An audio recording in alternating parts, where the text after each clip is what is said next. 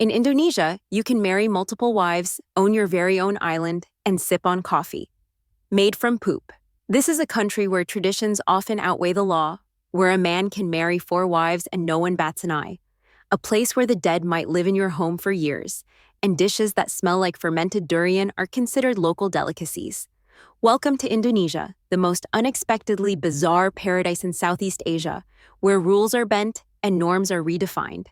Here are 18 fascinating facts that'll make you rethink how strange and wonderful our world really is. Polygamy isn't a taboo, it's a tradition.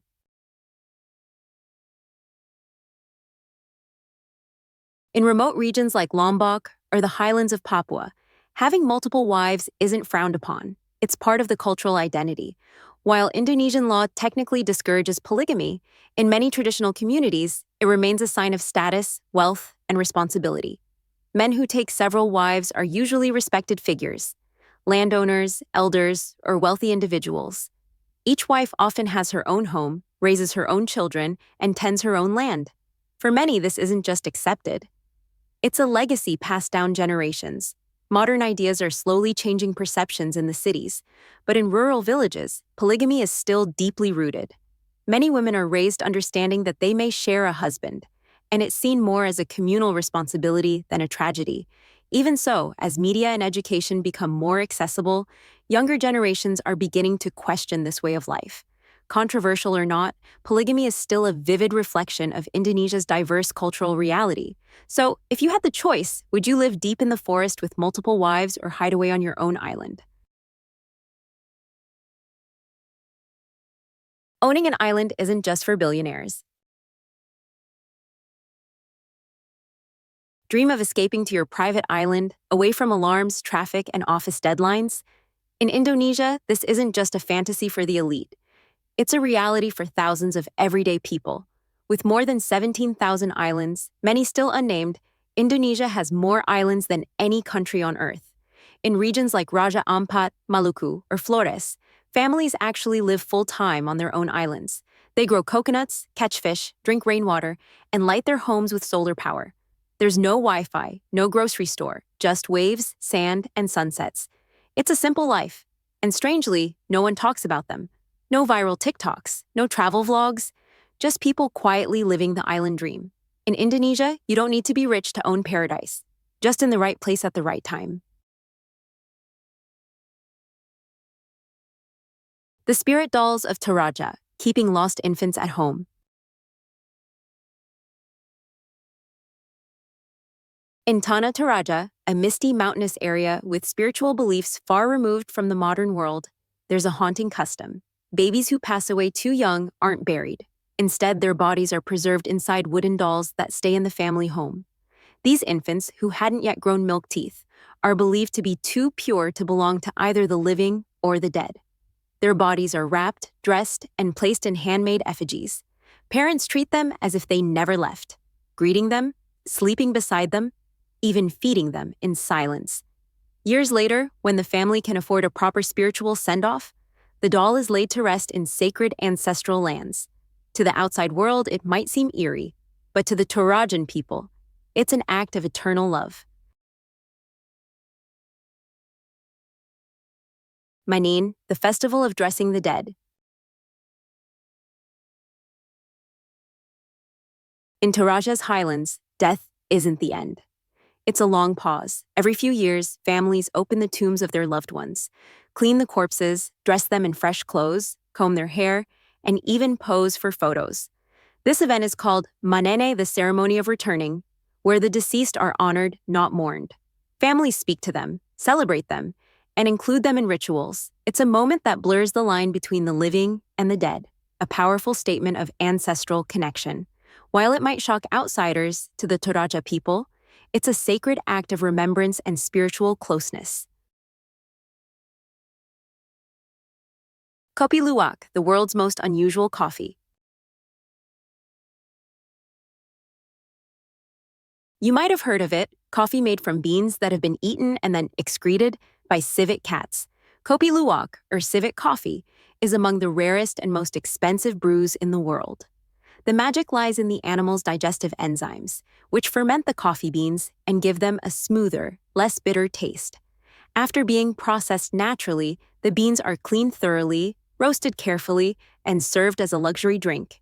It's more than just coffee. It's a quirky fusion of nature and culture, one that fascinates visitors and coffee enthusiasts around the globe. Tikus Panggang, roasted rat on the menu. In the volcanic city of Tomohon, North Sulawesi, there's a market where the air is thick with spices, smoke, and the smell of grilled wild rats. Yes, whole rats, roasted on open coals, claws out and teeth bared. But don't panic. These aren't sewer rats. These are forest rats, known for eating fruits and roots, and considered clean and nutritious by the local Minahasa people. Tikus Panggang is a traditional delicacy, often served during festivals and community gatherings. While it might unsettle foreigners, it holds deep cultural meaning for the locals, a dish rooted in heritage, not shock value. It's proof that food isn't just about flavor. It's about belief, memory, and identity. And in Indonesia, those lines are always shifting. And if you think grilled rat is pushing the limit, wait until you hear about the next local delicacy, made with wild honeycombs and a dash of danger. Botok Tawon wild bee larvae, a risky but revered delicacy. In the rural corners of Java, there's a dish that's as mysterious as it is bold. Botok Tawon wild bee eggs and larvae, steamed in banana leaves. It sounds humble, but preparing this dish is no walk in the park. It involves trekking through forests, facing aggressive bees, and mastering a delicate cooking process. Rather than honey, this dish uses uncooked wax combs filled with larvae and eggs. When bitten into, the eggs pop gently, releasing a creamy, nutty flavor with a mild sweetness. But it's not a snack for the faint of heart. If handled incorrectly, it can cause severe allergic reactions, even anaphylaxis. That's why this culinary skill is often passed down quietly within families, not taught in schools. With wild hives becoming rarer, Botok Tawon has turned into a high-priced treat, sometimes costing 5 to 10 times more than regular meals. To the Javanese, it's not just food. It's a symbol of bravery, knowledge of nature, and culinary heritage. In a world where food is getting safer and more sanitized, Botok Tawon is a throwback to raw, unfiltered adventure on a plate, a dish you'll either fear or fall in love with. Tempoyak fermented durian that divides the crowd. To many foreigners, durian is already a challenge, but in parts of Indonesia like Jambi and South Sumatra, locals take it one step further, fermenting durian into a pungent paste called tempoyak. It's strong enough to make you gag or become obsessed. This dish is made by mashing ripe durian, mixing it with salt, and letting it ferment for days. The result? A yellowish, creamy condiment with a smell more intense than shrimp paste, and a flavor that's sour, buttery, and oddly addictive. Tempoyak is often used to braise fish, stir-fry meat, or simply dip veggies, turning everyday ingredients into regional treasures. To the untrained nose, it's overwhelming.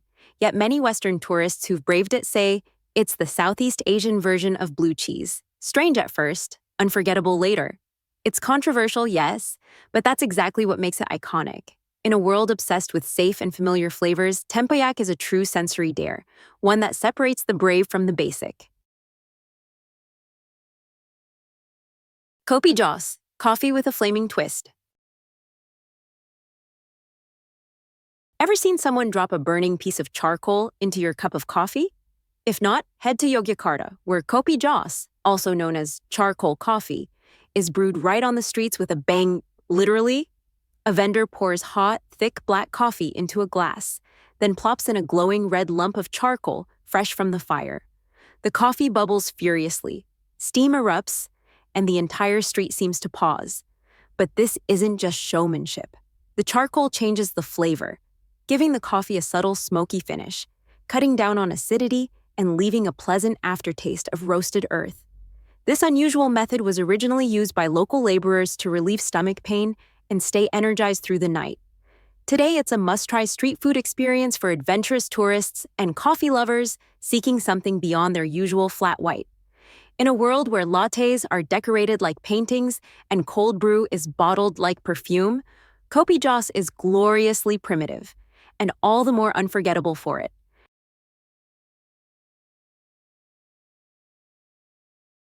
"76% of men smoke, and yes, even children."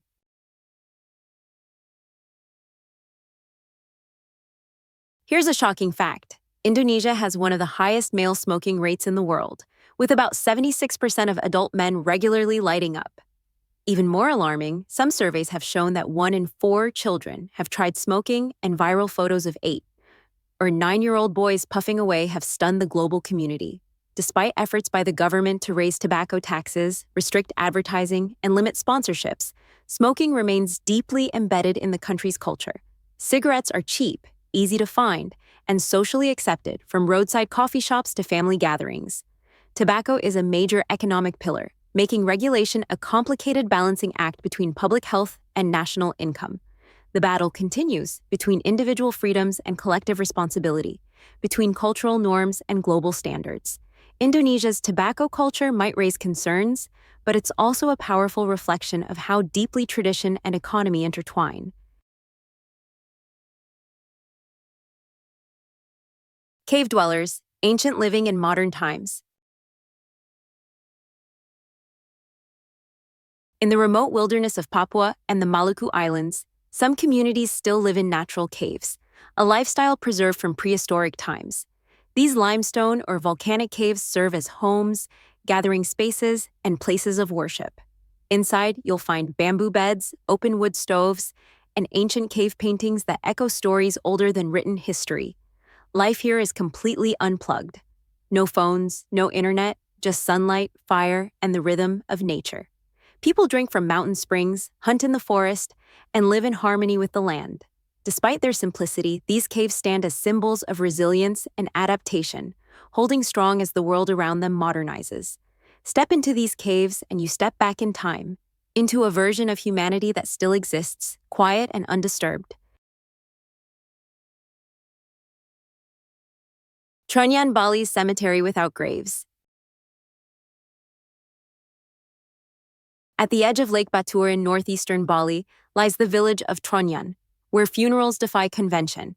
Here the dead are neither buried nor cremated.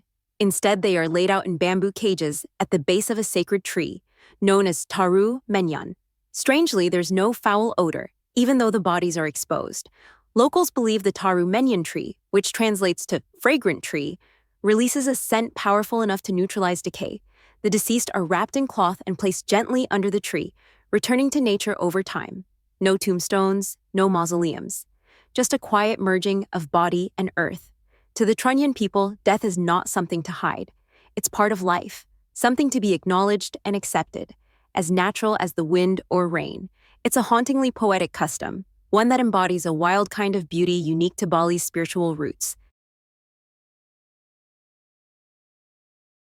Islands where women aren't allowed. On some remote islands in Indonesia, such as Pulau Pombo, near the Maluku Islands, there exists a rare and ancient belief: women are not permitted to set foot on the island. According to legend, female energy could anger the spirits, disrupt the island's natural balance, or even bring storms. These islands are considered sacred ground, inhabited by male spirits or ancestors. Only men are allowed ashore, either for fishing or performing rituals. Today, the ban isn't enforced by law, but the belief still lingers in the minds of many locals. Women who approach these islands are often asked to stay offshore, as a gesture of respect. Though it may seem outdated or even unjust by modern standards, this tradition is a reminder of how spiritual beliefs and gender roles intertwine in ways that still shape local life. The Women's Forest, a disappearing legacy in Papua. In the coastal regions of Mimika and Merauke in Papua, there exists a long-held tradition few outsiders have ever heard of: the Women's Forest. These aren't state-protected reserves. They're ancient mangrove forests, spaces where only indigenous women are allowed to fish, gather shellfish, harvest tubers, and pass down life skills through generations. These forests are more than just places of work. They're social hubs, spiritual sanctuaries, and storytelling circles. They echo with laughter, silent prayers, and the rustle of fishing nets, all carrying deep cultural meaning. But today, these sacred spaces are vanishing. Pollution, illegal development, and coastal expansion are eating away at the fragile ecosystem. And with every lost tree, Papuan women lose not just their livelihood, but their voice, their independence, and their cultural identity. This isn't just an ecological tragedy, it's a quiet cultural erasure. Preserving the women's forest is about more than saving nature. It's about protecting tradition, memory, and a unique expression of feminine power rooted in indigenous knowledge. Komodo dragons, real-life dinosaurs. Meet the Komodo dragon, Earth's largest living lizard, a reptilian relic that looks like it stepped right out of the Jurassic era. These giants grow up to 10 feet, 3 meters long, and weigh around 150 pounds, 70 kilograms. You'll only find them in the wild on a handful of islands like Komodo, Rinca, and Flores. Armored in thick scales, armed with claws and venomous saliva, Komodo dragons are apex predators. A single bite can bring down prey hours later. Yet these creatures aren't just terrifying, they're symbols of Indonesia's raw, untamed wilderness. Visitors to Komodo National Park can witness these majestic reptiles in their natural habitat, alongside dry forests, pristine beaches, and some of the clearest waters in the world. It's not just a destination, it's an encounter with a living fossil. The Javanese calendar, a multi-dimensional time system. Forget your standard Monday to Sunday schedule. In Java, time flows through a far more intricate system, the Javanese calendar, a unique fusion of Islamic, Hindu, and ancient Javanese timekeeping. Alongside the 7-day week, there's a 5-day spiritual cycle, Leji, Pahing, Pon, Wej, and Kliwon. When combined, they create a 35-day repeating cycle, with each day believed to hold its own energy and spiritual influence. The calendar includes Wuku, 210 days. For calculating omens and misfortune, Windu, 8 years, marking significant life phases, Kurup, 120 years, used for royal or historical forecasts. For the Javanese, time isn't just a measurement, it's fate, character, and cosmic rhythm. Weddings, funerals, and house construction dates are often chosen based on this ancient system. It's like stepping into a mystical epic where time has layers, meanings, and moods, far beyond the ticking of a clock. 17,000 islands, 17,000 unique worlds. Indonesia isn't just the world's largest archipelago. It's a constellation of micro-worlds, each with its own culture, landscape, and soul. There's Bali, the dreamy haven of sun and surf. Raja Ampat, a diver's utopia with the richest coral biodiversity on the planet. But the magic doesn't stop there. Thousands of other islands remain wild and untouched, home to volcanic peaks, dense jungles, and quiet fishing villages that seem frozen in time. What makes it even more surreal? Each island comes with its own myths, tales of sea gods, forest spirits, and legendary beasts that blur the line between folklore and belief. Exploring Indonesia is like hopping between storybooks, and each island is a new chapter waiting to unfold.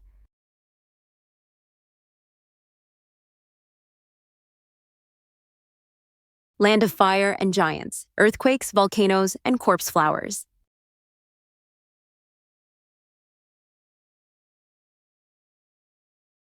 Indonesia isn't just a country, it's a living laboratory of extremes.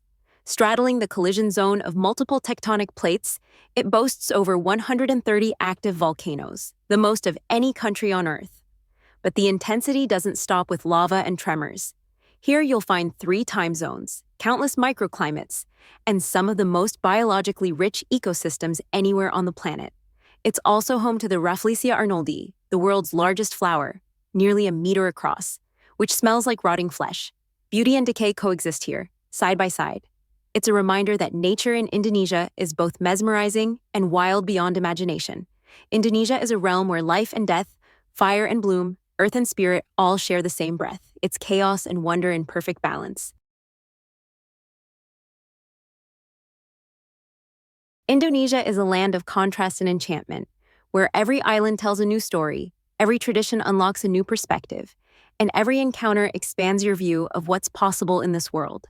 If this journey opened your eyes or sparked your curiosity, don't forget to subscribe to join me on more adventures into cultures that challenge, inspire, and surprise us. Thanks for watching, and I'll see you in the next video.